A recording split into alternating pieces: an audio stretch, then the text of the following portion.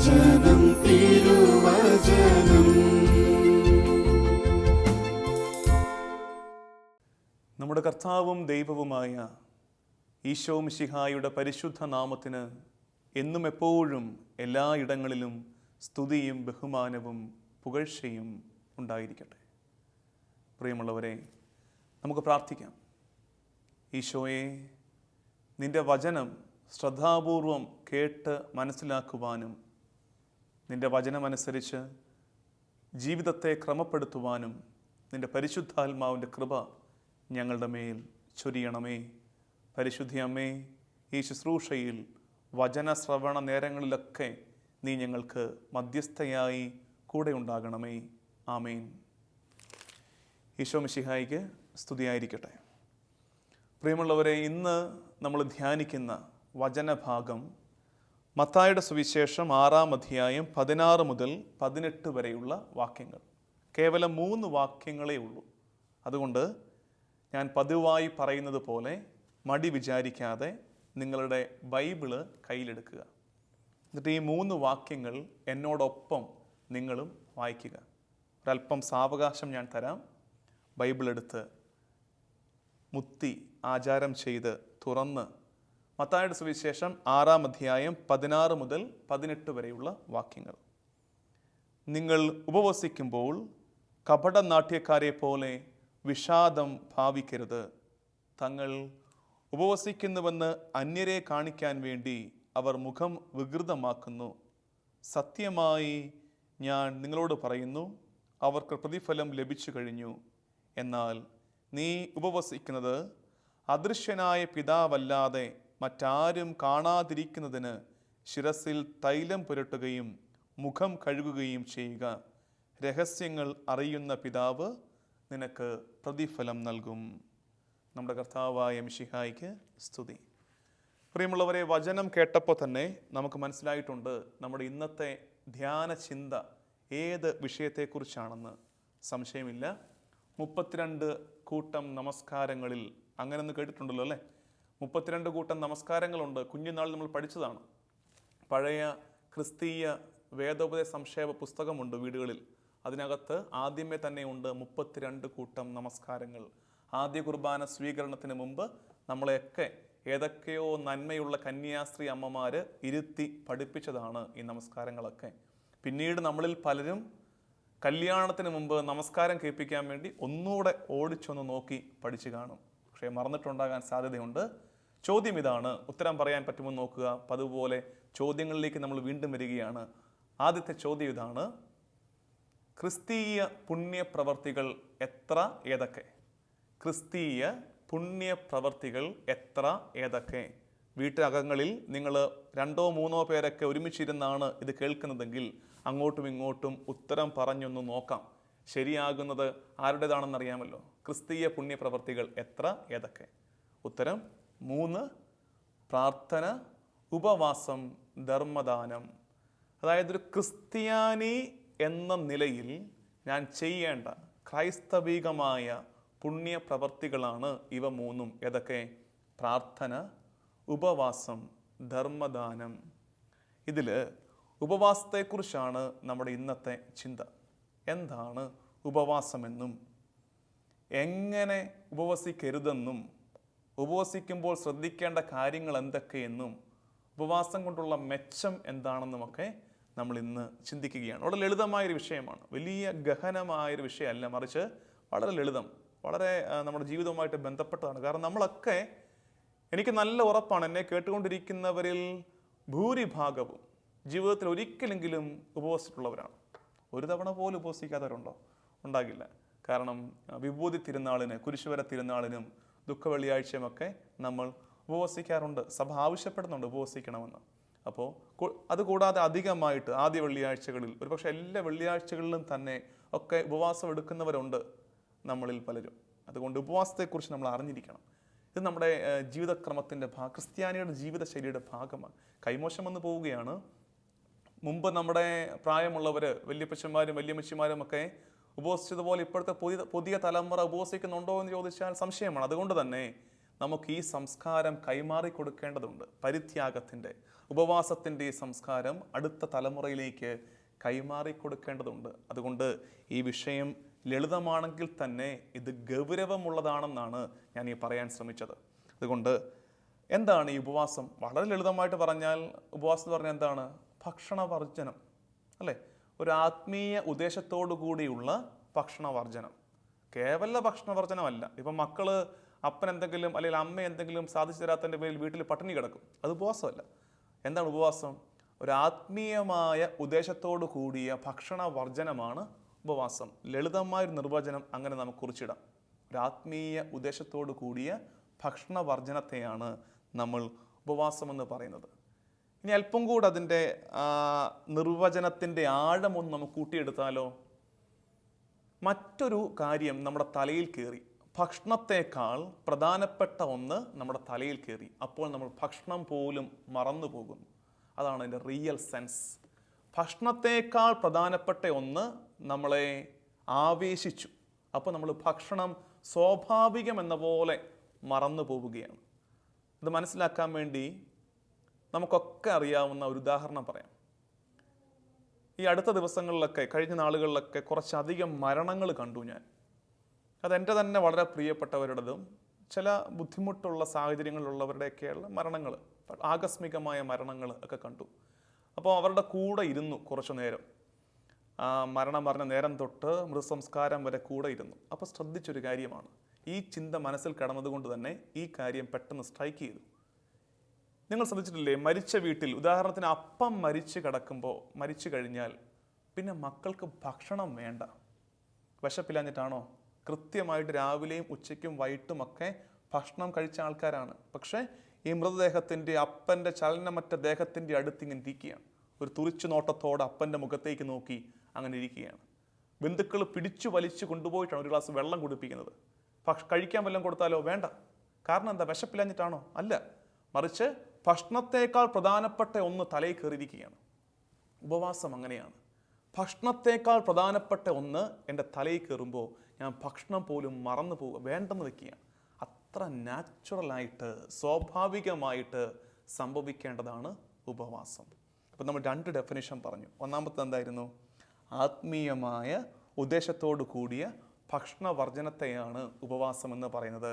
രണ്ടാമത്, കുറച്ചുകൂടെ ആഴങ്ങളിലേക്ക് ഇറങ്ങിയ നിർവചനം, ഭക്ഷണത്തേക്കാൾ പ്രധാനപ്പെട്ട ഒന്ന് എന്നെ ആവേശിക്കുമ്പോൾ ഞാൻ ഭക്ഷണം പോലും മറന്നു പോകുന്നതിനെയാണ് ഉപവാസമെന്ന് പറയുന്നത്.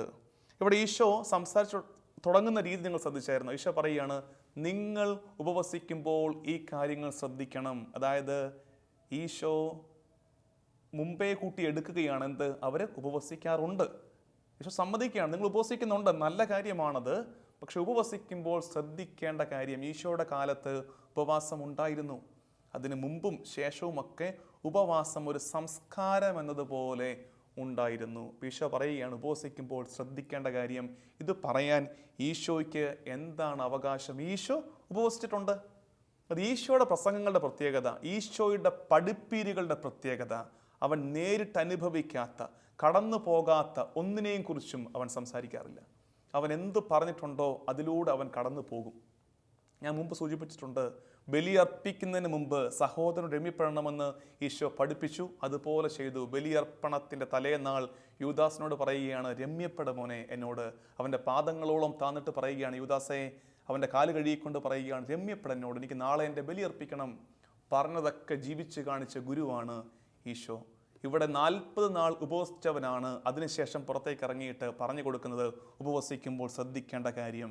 ഈശോ എന്ന ഗുരുവിൻ്റെ പ്രത്യേകത അവൻ്റെ വാക്കും പ്രവൃത്തിയും തമ്മിൽ വല്ലാണ്ട് ബന്ധപ്പെട്ട് കിടക്കുകയാണ്. അപ്പോൾ അവൻ ഉപവാസത്തെക്കുറിച്ച് പഠിപ്പിക്കുകയാണ്. ഇനി ഈശോ പഠിപ്പിച്ച കാര്യങ്ങളാണ് ഇനി നമ്മൾ ശ്രദ്ധിക്കുന്നത്. ഒന്നാമത് നോക്കുന്നത്, ഉപവസിക്കുമ്പോൾ ഇങ്ങനെയാകരുത്, ഇതുപോലെയാകരുത്. നെഗറ്റീവ് കാര്യം ഈശോ ആദ്യം പറഞ്ഞു തരികയാണ്. ഉപവസിക്കുമ്പോൾ ഇങ്ങനെ ആകരുത്. രണ്ടാമത് നമ്മൾ ചിന്തിക്കുന്ന കാര്യം, എന്തുകൊണ്ട് ഉപവസിക്കണം, എന്തുകൊണ്ട് നമ്മൾ ഉപവസിക്കണം. മൂന്നാമത് ചിന്തിക്കുന്ന കാര്യം, ഏതൊക്കെ സാഹചര്യങ്ങളിലാണ് ഉപവസിക്കേണ്ടത്. നാലാമത്, അങ്ങനെ ഉപവസിച്ചാലുള്ള മെച്ചം എന്താണ്. ഈ 4 കാര്യങ്ങൾ നമ്മൾ വേഗം ഒന്ന് ചിന്തിച്ചു പോകും. ഞാൻ പറഞ്ഞു നമുക്കിന്ന് വി ആർ ഫോക്കസ്ഡ് ഒറ്റ കാര്യത്തിലേക്കുള്ള ശ്രദ്ധ. എന്തിലേക്കാണ്? ഉപവാസം. ഈ മത്തായിയുടെ സുവിശേഷം 6-ാം അധ്യായം 16-18 വാക്യങ്ങളിൽ ഈശോ പഠിപ്പിച്ച ഉപവാസത്തിൻ്റെ പാഠങ്ങളിൽ ഇങ്ങനെ നിന്നിട്ട് അങ്ങോട്ട് തന്നെ തുറിച്ചു നോക്കി പരിശുദ്ധാത്മാവിൻ്റെ സഹായത്താൽ നമ്മൾ ധ്യാനിച്ച് മനസ്സിലാക്കാൻ പോകുന്നത് ഉപവാസത്തിൻ്റെ പലവിധ മുഖങ്ങളാണ്. ഉപവാസത്തിൽ ശ്രദ്ധിക്കേണ്ട കാര്യങ്ങളെക്കുറിച്ചാണ്. ഒന്നാമത് ചിന്തിക്കുന്നത്, ഉപവസിക്കുമ്പോൾ ഇങ്ങനെയാകരുത്. 2 രീതി ഈശോ വാൺ ചെയ്യുന്നുണ്ട്, അപായ സൂചന നൽകുന്നുണ്ട്. ഇങ്ങനെയൊക്കെ ആകരുത് മക്കളെ. ഒന്നാമത്തത്, കപട നാട്യക്കാരെ പോലെ ആകരുത്. ഇത് കേട്ടുകൊണ്ടിരിക്കുന്ന നിങ്ങൾ ഉപവസിക്കുന്നവരാണെങ്കിൽ, ഉപവാസം ഒരു ജീവിത ക്രമമാക്കി ശൈലിയാക്കി മാറ്റിയിട്ടുള്ളവരാണ് നിങ്ങളെങ്കിൽ ശ്രദ്ധിക്കണം പ്രിയമുള്ളവരെ. കപട നാട്യക്കാരെ പോലെ ഉപവസിക്കരുതെന്ന് ഈശോ ആഗ്രഹിക്കുന്നുണ്ട്. എന്താണ് ഈ കപട നാട്യക്കാരെ പോലെയുള്ള ഉപവാസം? അതായത് കടം തീർക്കാൻ വേണ്ടി ഉപവസിക്കരുത്.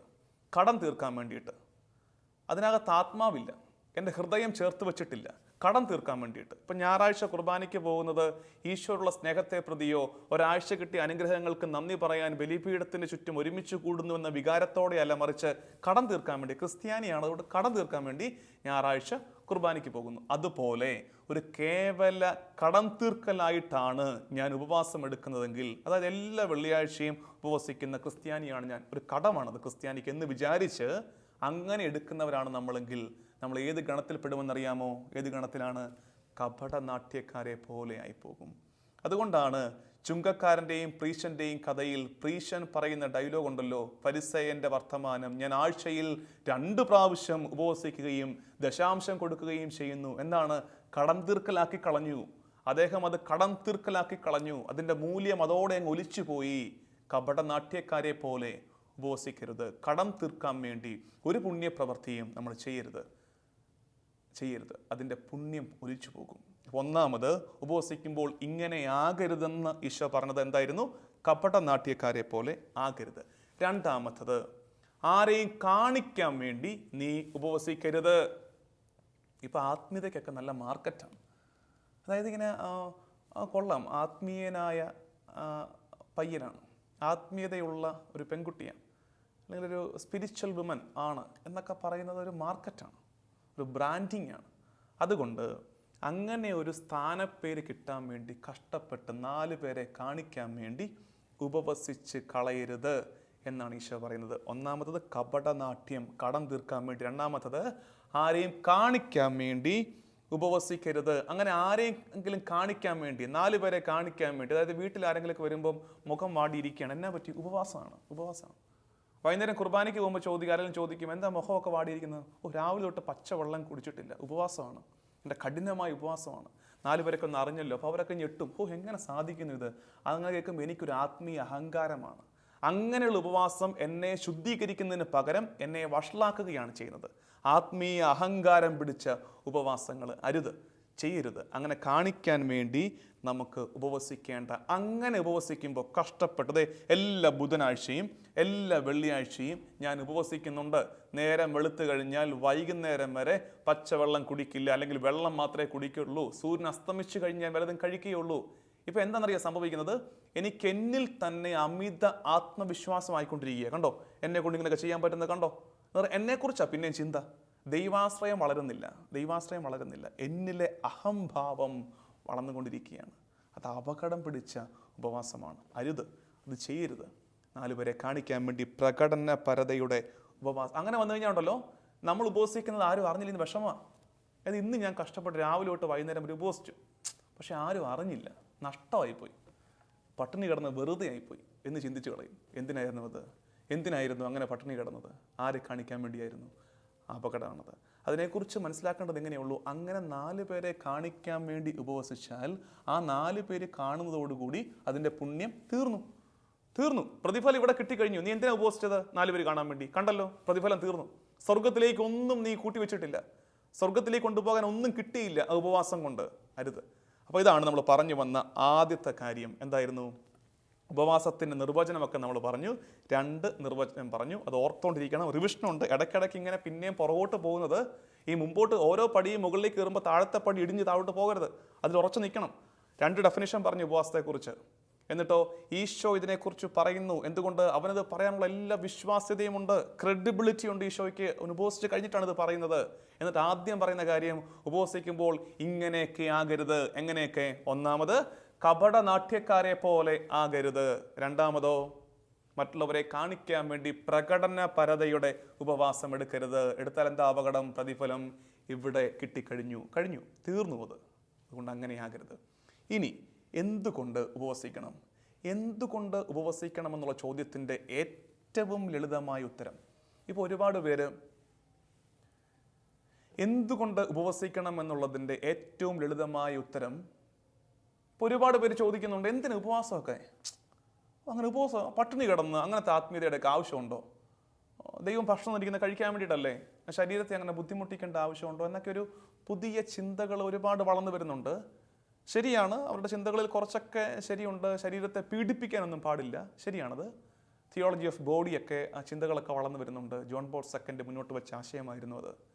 പക്ഷേ എന്തുകൊണ്ട് ഞാൻ ഉപവസിക്കണം? ഒറ്റ ഉത്തരവേ ഉള്ളൂ. എന്തുകൊണ്ടാണെന്നറിയാമോ? ഈശോ ഉപവസിച്ചു. യോഹന്നാൻ്റെ 1-ാമത്തെ ലേഖനം 2-ാം അധ്യായം 6-ാം വാക്യം, 1 യോഹന്നാൻ 2:6, അവനിൽ വസിക്കുന്നു എന്ന് പറയുന്നവൻ അവൻ നടന്ന അതേ വഴികളിലൂടെ നടക്കേണ്ടിയിരിക്കുന്നു.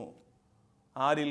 ഈശോയിൽ വസിക്കുന്നു എന്ന് പറയുന്നവൻ ഈശോ നടന്ന അതേ വഴികളിലൂടെ നടക്കേണ്ടിയിരിക്കുന്നു. എൻ്റെ ഗുരുവും നാഥനുമായ ഈശോ ഉപവസിച്ചിട്ടുണ്ടെങ്കിൽ ഞാനും ഉപവസിച്ചിരിക്കണം. അത് ആദിമ സഭയിലും ഉണ്ടായിരുന്നു. ഈശോ ഉപവസിച്ചു. ഈശോയെ കാത്തിരുന്ന അന്ന, ദേവാലയത്തിൽ കാത്തിരുന്നവൾ, വിധവയായ അന്ന, ദൈവത്തെ കൺമുമ്പിൽ മിശിഹായെ കാണാൻ വേണ്ടി ഒരുങ്ങിയിരുന്നവൾ ഉപവാസത്തിലാണ് കാത്തിരുന്നത്. സ്ലീഹന്മാരോട് ഈശോ പറഞ്ഞു, നിങ്ങൾ ഉപവസിക്കണം. എപ്പോൾ? മണവാളൻ കൂടെ ഉള്ളപ്പോൾ ഉപവസിക്കാൻ അവർ കഴിയില്ല, പക്ഷെ മണവാളൻ എടുക്കപ്പെടുന്ന കാലം വരും, അപ്പോൾ അവർ ഉപവസിക്കും. കൊർണേലിയൂസ് ഉപവസിച്ചതായിട്ട് നമ്മൾ നടപടി പുസ്തകത്തിൽ കാണുന്നുണ്ട്. സ്ലീഹന്മാർ തന്നെ ഉപവസിച്ചതായിട്ട് നമ്മൾ കാണുന്നുണ്ട്. അതിനുശേഷം സഭയിലെ നേതാക്കന്മാർ ഉപവസിക്കുന്നതായിട്ട് നമ്മൾ കാണുന്നുണ്ട്. പൗലോസ് ശ്ലീഹ പലവട്ടം പ്രാർത്ഥനയിലും ഉപവാസത്തിലും തന്നെ ഒരുക്കിയെടുക്കുന്നതായിട്ട് നമ്മൾ കാണുന്നുണ്ട്. കൊരിന്ത്യോസുകാർക്കുള്ള 1-ാം ലേഖനം 7-ാം അധ്യായം 5-ാം വാക്യത്തിൽ പൗലോസ് ശ്ലീഹ ഭാര്യ ഭർത്താക്കന്മാരോട് പറയുന്നുണ്ട്, നിങ്ങൾ ഉപവസിക്കണം. ഉപവാസം ക്രിസ്ത്യാനിയുടെ ജീവിത ശൈലിയാകണം. എന്തുകൊണ്ട് ഉപവസിക്കണമെന്നാണ് നമ്മളിപ്പോൾ പറഞ്ഞത്. എങ്ങനെ ഉപവസിക്കരുതെന്ന് ആദ്യം പറഞ്ഞു, എന്തുകൊണ്ട് ഉപവസിക്കണമെന്ന് ഇപ്പോൾ പറയുകയാണ്. അപ്പം എങ്ങനെ ഉപവാസത്തെ മനസ്സിലാക്കേണ്ടത്? ഉപവാസം എന്ന് പറയുന്നത്, പിതാവിന് എന്നെ കാണാൻ വേണ്ടി ഞാൻ എന്നെ തന്നെ ഇങ്ങോട്ടൊന്ന് മാറ്റി നിർത്തുകയാണ്.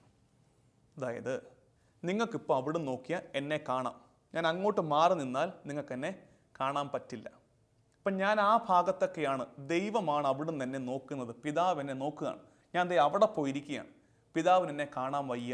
അപ്പോൾ പിതാവിനെ കാണാൻ വേണ്ടി അവിടെ നിൽക്കുന്ന ഞാൻ എന്നെ തന്നെ എടുത്ത് ഇങ്ങോട്ട് കൊണ്ട് വെക്കുന്നതാണ് എന്ത്? ഉപവാസം.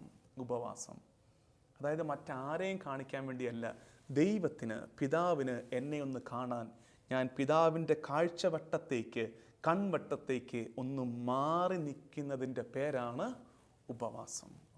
എത്ര സുന്ദരമാണത് അങ്ങനെ ചിന്തിച്ചാൽ. ഒരു ദിവസം ഞാൻ മറ്റാർക്കും മുഖം കൊടുക്കുന്നില്ലെന്നേ, ഞാനിങ്ങനെ ഇരിക്കുകയാണ്. ഭക്ഷണം എനിക്കിപ്പം പ്രശ്നമല്ല, മറ്റാരും കാണണമെന്ന് എനിക്കൊരു ആഗ്രഹമില്ല. ഒരാൾ കണ്ടാൽ മതി. ആര്? പിതാവായ ദൈവം. ആ ആഗ്രഹത്തോടെ തപസ്സിരിക്കുന്നതിനെയാണ് ഉപവാസമെന്ന് പറയുന്നത്. അങ്ങനെ ചെയ്താൽ യു വിൽ ബി റിവാർഡഡ്. നിനക്കതിൻ്റെ പ്രതിഫലം ലഭിക്കും. അത് കാണുന്ന പിതാവ് നിനക്ക് പ്രതിഫലം നൽകും. ചുറ്റുമുള്ളവർ കണ്ടാലോ അവരിങ്ങനെ താടി കൈ കൊടുത്ത് അത്ഭുതപ്പെടും. എന്തൊരു വലിയ ആത്മീയനാണ്, എന്തൊരു പുണ്യവാനാണ്. കിട്ടിയില്ലേ? പ്രതിഫലം കിട്ടിയില്ലേ? കഴിഞ്ഞു. പിതാവ് കണ്ടാലോ, പിതാവ് നിനക്ക് ഇനിയും പ്രതിഫലം ഒരുക്കി വെക്കും. പിതാവിനെ കാണിക്കണം, പിതാവ് കാണണം എന്ന ആഗ്രഹത്തോടെ ഉപവസിക്കണം. ഇനി ഞാൻ നിങ്ങൾക്ക് ഇപ്പം ഇത് കേട്ടപ്പോൾ നിങ്ങൾക്ക് ഉപവസിക്കുന്ന ശൈലി ഇല്ലാത്തവർക്ക് അങ്ങനൊരു ക്രമമൊന്നുമില്ല. ആണ്ടുവട്ടത്തിൽ ഈ പറഞ്ഞതുപോലെ വിഭൂതി തിരുനാളിന്, കുരിശുവര തിരുനാളിന്, പിന്നെ ദുഃഖ വെള്ളിയാഴ്ച പള്ളിയിൽ അച്ഛന്മാർ പിന്നെയും പറയുന്നത് കൊണ്ട് ഉപവസിക്കാറുണ്ട്. അത് ശരിയാച്ച ഉപവസിക്കാറുണ്ട്. പക്ഷേ ദുഃഖ വെള്ളിയാഴ്ച ഉപവാസമോ കണക്കാണ്, രസമാണത്. തലേ ദിവസത്തെ പെസഹ വ്യാഴാഴ്ചത്തെ പാലും അപ്പവും ഒക്കെ കാണും, അത് രാവിലെ ഒന്ന് കഴിക്കും. ഉച്ചയ്ക്ക് പിന്നെ പള്ളിയിൽ കഞ്ഞി കിട്ടും, അല്ലെങ്കിൽ പള്ളിയിൽ നമ്മുടെ ദുഃഖവെള്ളി കർമ്മങ്ങളുടെ ഭാഗമായിട്ട് കഞ്ഞിയും അച്ചാറും ഒക്കെ കിട്ടും, അത് കഴിക്കും.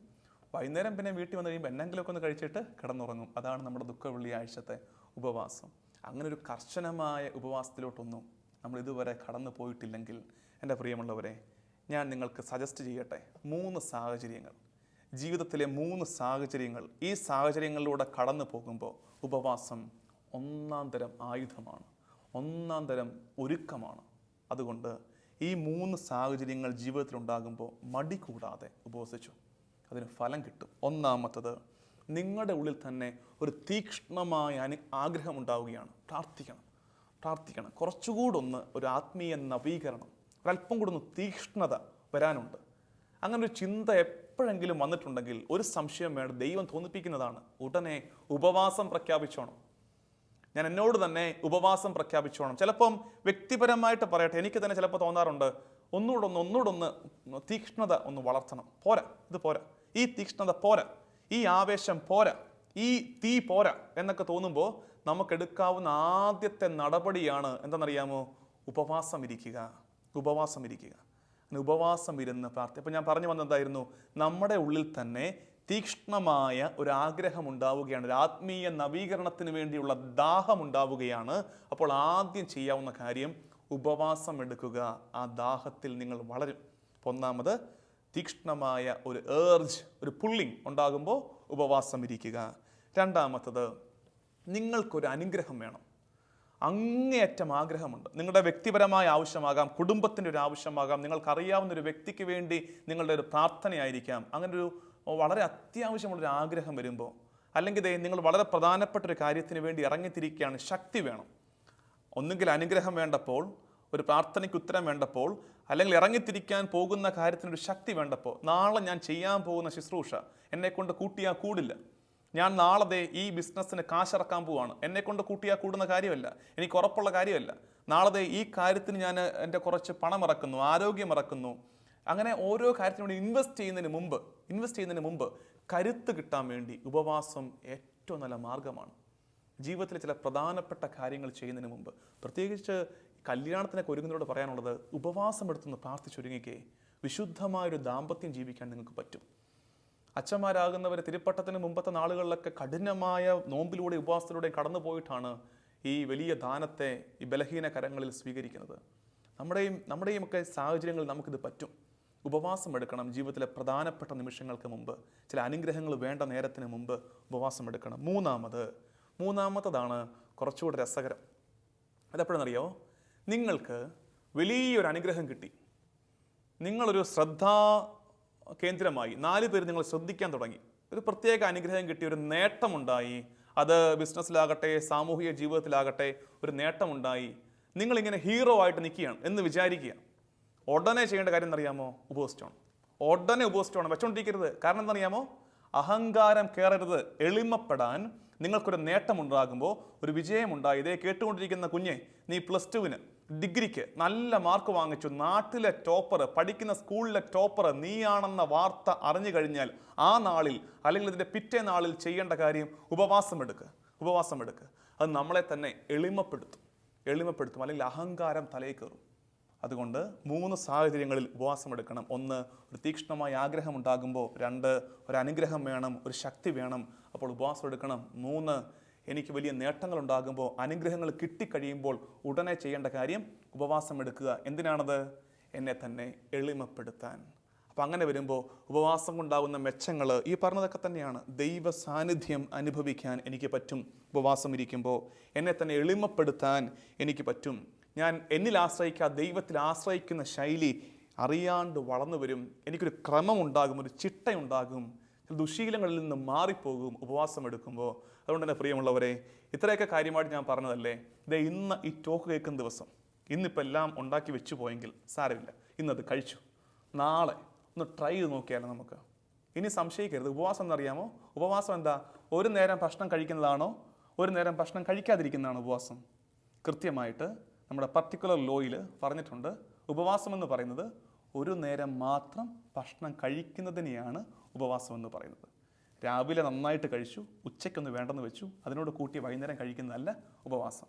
ഏതെങ്കിലും ഒരു നേരത്തെ ഭക്ഷണം മാത്രം കഴിച്ച് ബാക്കി നേരങ്ങളിലൊക്കെ അത് എത്രയാണ് മിച്ചമെന്ന് വെച്ചാൽ 3, 4, 5 ആണെങ്കിലും അതിനെയൊക്കെ വേണ്ടെന്ന് വെക്കുന്നതിനെയാണ് ഉപവാസമെന്ന് പറയുന്നത്. ഒരു ശ്രമം നടത്തുക. ഉപവാസമെന്ന് എന്താണ് ഉപവാസം? ലളിതമായി പറഞ്ഞാൽ മറ്റൊന്ന് തലയിൽ കയറുമ്പോൾ ഞാൻ ഭക്ഷണം മറന്നു പോകുന്നു. ദൈവത്തിന് കാണാൻ വേണ്ടി എന്നെ തന്നെ പിതാവിൻ്റെ കൺവട്ടത്തേക്ക് മാറ്റിവെക്കുന്നു. ഉപവാസത്തിലൂടെ ദൈവത്തിൻ്റെ കൺവട്ടത്തിലേക്ക് നമുക്കിനി ഒന്ന് മാറി നിൽക്കണ്ടേ? അതിന് കഴിയട്ടെ എനിക്കും നിങ്ങൾക്കും ഇനിയുള്ള കാലത്ത് എന്നുള്ളത് പരസ്പരം ആശംസിക്കാം. ദൈവനാമത്തിന് മഹത്വമുണ്ടാകട്ടെ. ആമേൻ.